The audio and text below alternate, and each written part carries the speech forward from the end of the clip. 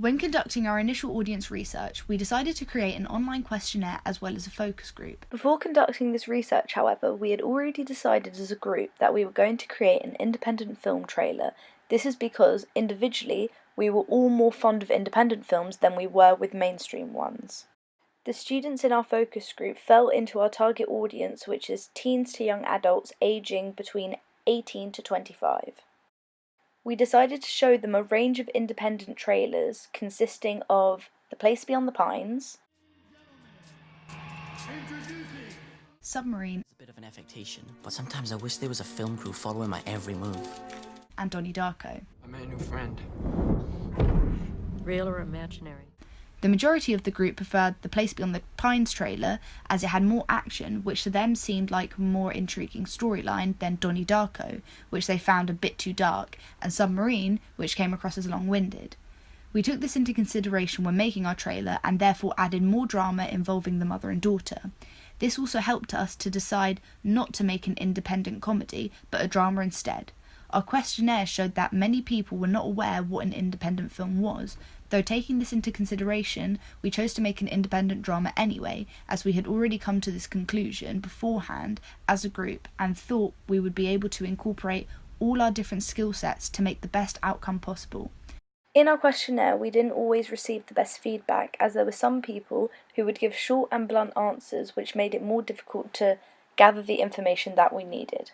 We also thought we would be able to get much better footage that would work with our product as well, due to not having a budget like a mainstream film would have. When receiving feedback from our rough cut, we were told that our voiceover was too fast and should be spread out throughout the trailer rather than kept in just the first half. Most people would rather have company, but I don't mind being alone. It's nice to be alone. It gives me time to think. Most people would rather have company, but I don't mind being alone. Doors opening. It's nice to be alone. It gives me time to think. When putting this feedback into place, we noticed as a group that it already helped to improve the portrayal of our narrative overall throughout our trailer. We were also advised to add more dialogue of the mother and daughter arguing, rather than just having music play over it, as it made the storyline less clear. You once set a very, very bad man free. So I'll sit back with a loaded gun and let the animals come for me.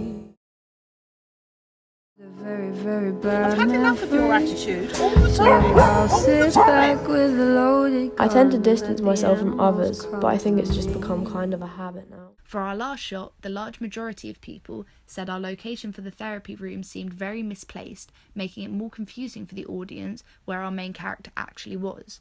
After hearing this feedback, we decided to reshoot in a home rather than at school, as a therapy room should come across as more welcoming and warm rather than clinical, which is how it came across in our rough cut. As we hadn't put in any titles yet, the topic of our video not looking like a trailer was very prominent. Once all these improvements were set in motion, a clear storyline about an artistic, lonely teenage girl suffering from OCD and a bad relationship with her mother became much clearer. When making our film poster, we decided to look back on feedback we received in our focus group. The Place Beyond the Pines was well received due to the action-like format displayed on it. This can be seen through the use of the faces of the main characters at the top and a man on a motorbike late at night at the bottom, which our focus group found intriguing. They also enjoyed the poster for Submarine as it displayed one character alone, creating more mystery. The title and the image link as they found maybe this character represents a submarine in the movie somehow. We decided to incorporate aspects of the submarine poster. This can be seen as we also used one character and added aspects to the poster that helped to link to Noah as a character, already giving an insight into who she is. This can be seen through using a blue painted brushstroke which matches her hair, which already draws attention to art and her image. Her outfit shows she's always out, and the red background helps her to stand out, helping to catch the viewer's eye.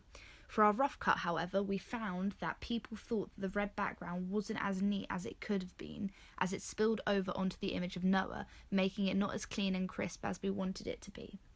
Her outfit choice was also something of concern. However, as a group, we decided this was the best option for our poster, as we thought it added an element to her character and the overall narrative of our trailer. Adding a billing block and release date was included within our feedback, which is something we took and incorporated into our poster as well. We did this as we thought it helped add to our poster through the use of film poster conventions. For our magazine cover, we discussed what we would prefer as a group, and we all agreed a more artistic and independent approach was right for us and our promotional package. We decided to have a watercolour painting rather than a photograph of our character, as we were all inspired by Little White Lies and wanted to convey the same artistic feel with our magazine.